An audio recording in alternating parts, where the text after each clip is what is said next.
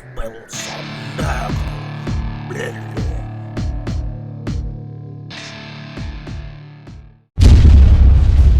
Hello everybody, and welcome to a Let's Build bonus video. That's right guys, I thought I'd just do something a little bit different, do a one episode thing, just a little bonus for you guys, just so you're not looking at the same orc vehicles all the time. So on this Let's Build, I'm going to be building some Nurgle. I'm not going to show you just yet. Essentially guys, I am starting a Nurgle army, just a small one. However, I'm continuing my theme of trying to get everything done on the cheap and trying to get the best out of my money. And I've chose Nurgle because, well, I'm cheapskate. I quite like the challenge of sculpting something organic, and I genuinely dislike a lot of Games Workshop's models for them. So anyway guys, what are we going to be doing today? Well guys, I'm going to be showing you how to do one of these, yes. I started with my Nurgle Obliterators. Now these are quite cool little slug-like creatures, just vomiting up the weapons or to blast them at something. I'm going to show you guys how to do these. Now the reason why I've chosen to make them like this is because number one, they're very easy to do. Number two, I can't stand the Obliterator models. Number three, I can't justify paying £35 or £37 for the Obliterator models. And number four, the Obliterator models are in Shitecast. So that's why I decided to go and make my own. It also means that I could be a bit creative and just try some experimental techniques that I've got here. So yeah, my Nurgle theme is going to be quite a toxic looking Nurgle, on the organic creatures anyway. So very green with some light scorpion green mixed on there, dry brushed.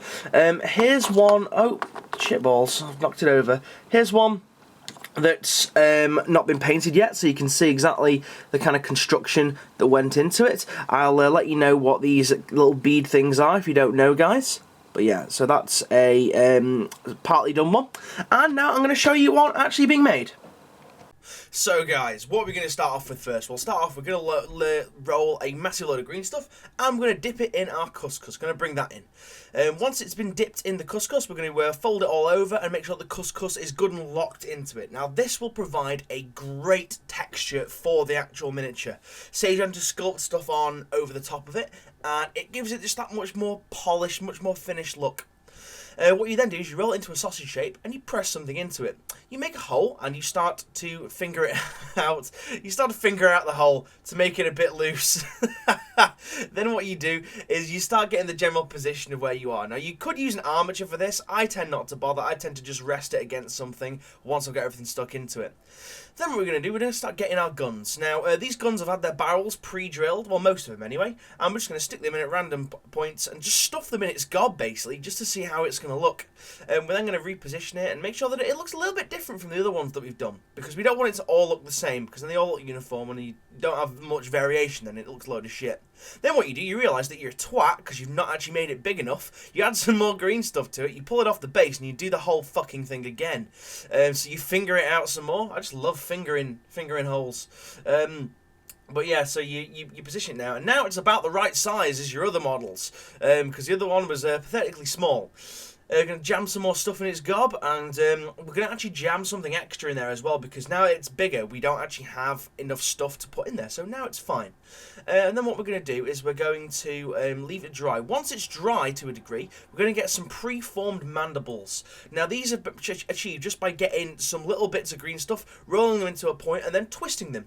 We are snipping off the edges and then applying a bit of super glue, because super glue sticks wonders to green stuff. And what we're going to do is sticking them round, keeping in the triple digits that Nurgle often works in. You can only have like 3 eyes, 3 boils, 3 of everything. So we're going to have 3 mandibles coming around the edge. Now I do apologise, it's a bit out of shot, but hey ho, what can you do? After we've done that, we're going to roll some more green stuff, and we're going to make the lips. But then what we're going to do with this, we're going to use the method where you roll it about, and then you're going to realise that you're being a twat again and you've stuck the mandibles on too soon, because it makes it a lot more easier to put the lip on it without the mandibles on. So what we're going to do, we're going to roll it out, we're going to flatten it down a little bit, we're then going to twist it about just so we get the kind of organic feel, an organic look to it. You know, it's entirely up to your discretion how you do this. You could just lay it on flat and then sculpt it about a bit and see what you can do. I tend to mostly sculpt my bits and then use them to augment already existing structures. So what we're doing, we're going to be rolling out some green stuff. And finally, last but not least, I'm going to be trying to get the right shape. As you can see here. Sometimes when you're working with green stuff as well, it does take a little bit of time to get what you want, and don't be put off by the fact that, you know, this stuff isn't working for you. Just perseverance will be your friend. So what we're going to do then, we're going to layer it around the edge, we're going to layer it around the lip of it, and pat it down. So this looks like it's actually got some muscles around there that are controlling its gob opening and closing. Then we're going to reapply some super glue and stick the mandibles on, because now we've realised that this is the correct fucking way to do it. Also, we're going to change the layout in which the mandibles were on the mouth, having the hooked one over on the left-hand side this time. So once we do that, then what we're going to roll some more green stuff out after it's dried a little bit more, and we're going to add the mandible muscles. Now this is achieved by rolling a blob of green stuff, smoothing it down over the edge, and then poking it in and under with a clay shaper or a colour shaper. Now I've touched on these things before. These things are fucking useful, however they are fucking expensive. So I mean, you can buy them singularly off eBay, however you can also buy a pack of several different ones. I only own the cone tip one, however I am going to be getting a chisel tip one because I think the chisel tip one is much better in terms of use. Precious fluid. So yeah. What these are going to be the actual muscles that look like they contract and they can move the mandibles and stuff, or maybe they retract into them. I'm not entirely sure. All I know is that I did them on the first one and they look pretty damn cool when painted up. And just polish the miniature off quite nicely. Once that has done, what we're going to come in with, again, some more green stuff. This is, again, after it's dried a little bit more. And we're going to start making little boils, egg sacs, pustules, whatever you want to call them. We're going to start by just plopping down some, straightening it down there, and just smoothing it all out. So we've got a nice surface to work on.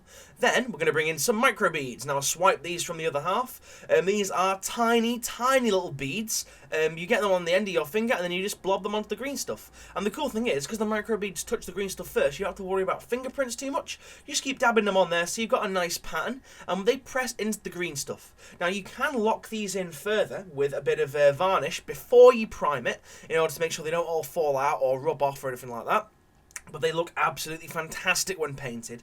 On the painted one that I did, I dry brushed mine once I'd inked them all with scorpion green, and they just look like proper toxic looking boils or little tiny eggs. They just look so cool. So you do these wherever you want to put them. I tend to put them on the top, just so they're a bit more visible. And, oh fucking hell, I'm tired. And then what you do is you, if you want, you can do some ones that look like they've been burst. So you lay some down, like you did before, lay some green stuff down, and then rather than applying the micro beads, you just pick it and pocket away with a sculpting tool like this one, and you're just making holes in it. I'm just making holes randomly all over it, make it look like it's got hives or something like that. But yeah, guys, so that's pretty much it for the commentary on this section. So guys, that's that. That's how you make some Nurgle-style obliterators on the cheap if you don't want to fork out the outrageously expensively priced for Games Workshop stuff. In regards to how long these they actually took, in regards to making a single one, once you have things like the mandibles and things like your guns all drilled out and stuff like that, the initial construction of them takes probably, if you take out drying time, takes about half an hour to do, probably even less than that. They're not very time consuming at all. And in regards to the paint job, like this one, the paint job in regards to drying probably took about an hour maybe, because you use a lot of washes and you have to wait a long time for the washes to actually dry. But yeah, guys, if you're also wondering about this strandy stuff here in its mouth, don't worry, guys, I'm going to cover that on a hobby tip soon. So, guys, let me know what you think of my Nurgle obliterators. Let me know if you think it's a decent money-saving option, and I will see you guys again soon. See you now, and goodbye.